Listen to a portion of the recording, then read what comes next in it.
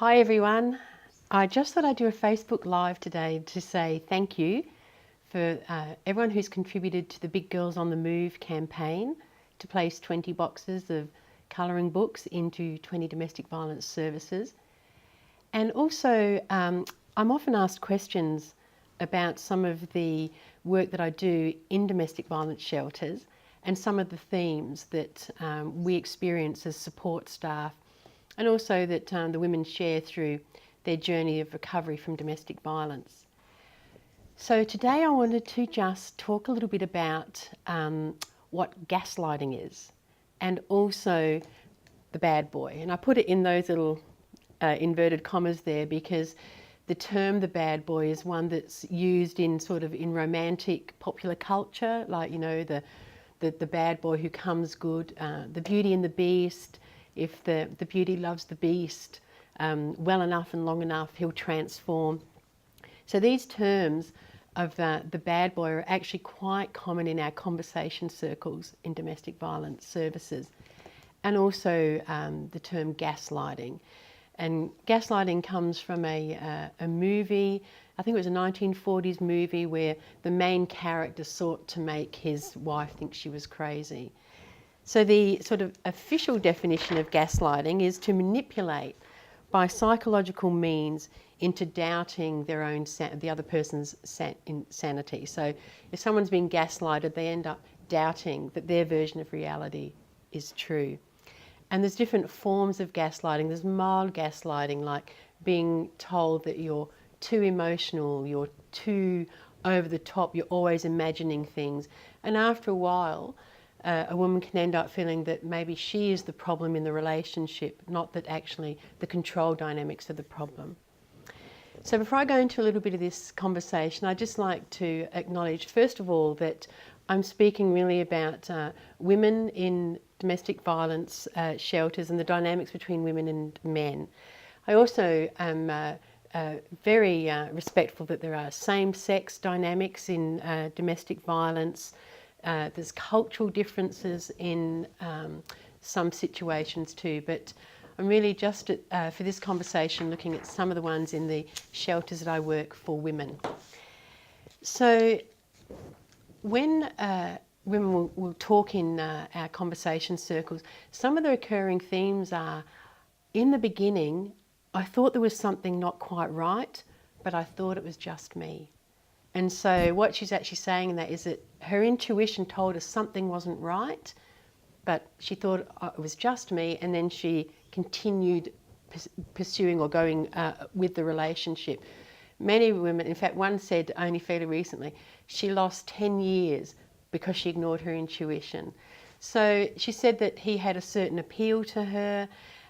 He had a bit of a questionable past, actually, and that there was a chemistry there that attracted her to the bad boy.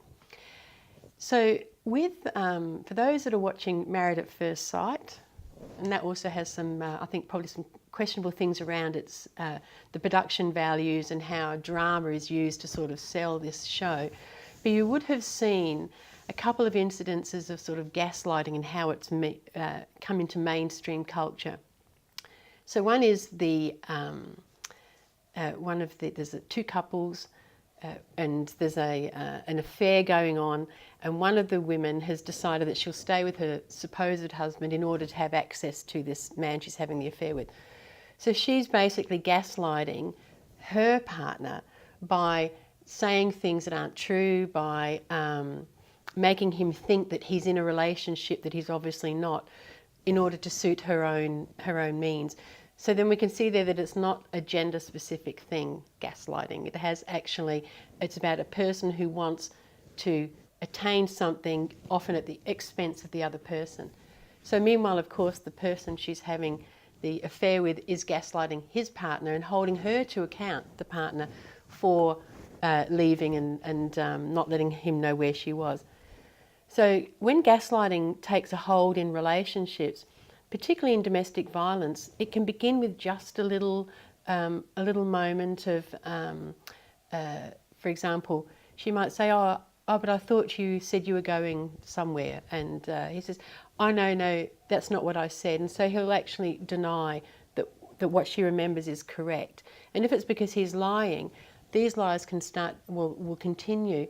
And over time, because she may have a core value of loyalty, commitment and honesty, and just assume that he shares those values. So over time, the gaslighting can happen to a point where she will doubt anything that she thinks anymore.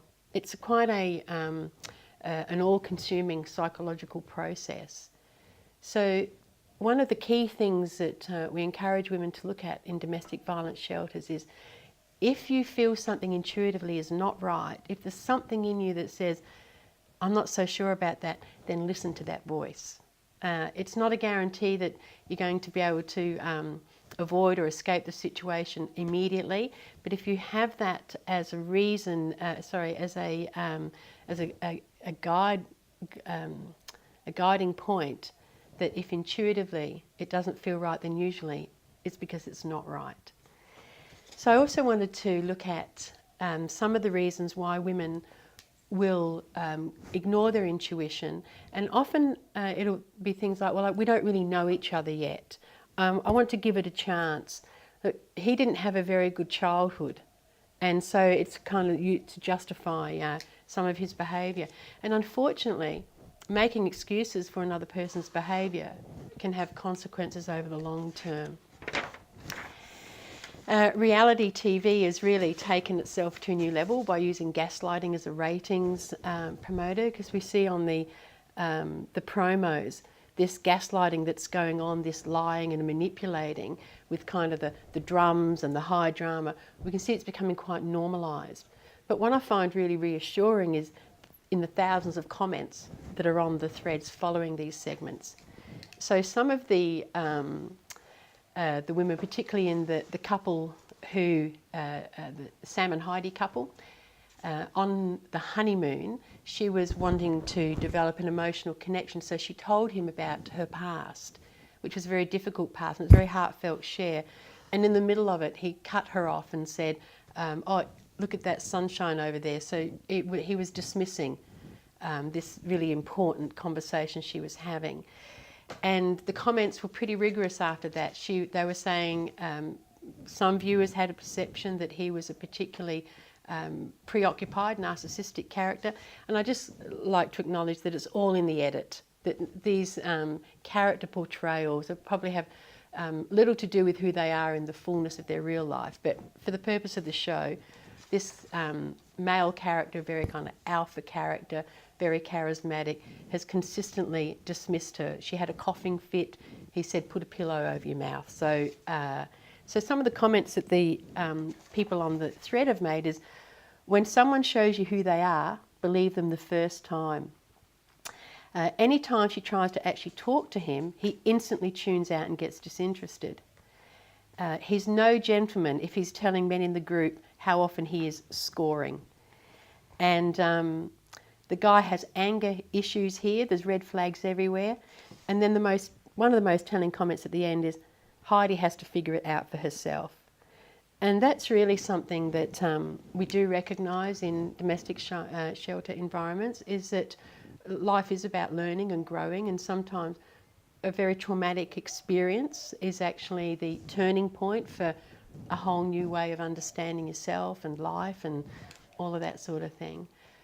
So the topic of gaslighting and the appeal of the bad boy, the someone who's a bit more, feels it's sort of like adventure, maybe a little danger, a little sort of high energy, these are common themes amongst some women.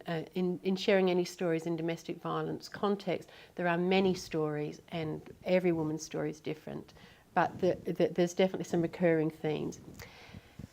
So just getting back now to the Big Girls on the Move campaign, it has been my intention to place 20 boxes of the colouring books into 20 domestic violence agencies. And thanks to the generosity of people in our networks and strangers, we've been able to place 4 boxes so far. The 5th box, which will be going to Catherine House Homeless Women's Support Service, is halfway funded now. We're very excited about that. After Catherine House, boxes will be going to Ninko Aboriginal Women's Homeless Service, Nungameemanars Aboriginal Homeless Women's Service also, the Zara Foundation, supporting women in economic empowerment after domestic violence, and Northern Domestic Violence Services. And we have some people who are services who are interested also that I'll be adding to the list. So in closing, I'd just like to show you a page from the Big Girls Little Colouring Book, which is our campaign. This page, a colouring page, is about patterns. And the affirmation, or the little bit of text that goes with it, says, I release the patterns that no longer serve me, and I create dynamic new patterns to replace them. So there's a little bit of text there, and when we're colouring in our circle, we talk about the nature of patterns and the nature of the appeal. Oh, my producer partner, David Salomon, is telling me that I have some comments on my page, on the thread, so let's see if that comes up. So I'd just like to add that the colouring book is more than just a colouring book. It's actually a life coaching, mindful book of a reflection, and each page has a different theme to it. Now, it actually hasn't come up, the comments here, so thank you to those who have commented. David's going to bring me the phone, and I'm very open to answering any questions. So I have a hello from Tabitha Pennon, who I actually met through the Big Girls Little Colouring Book.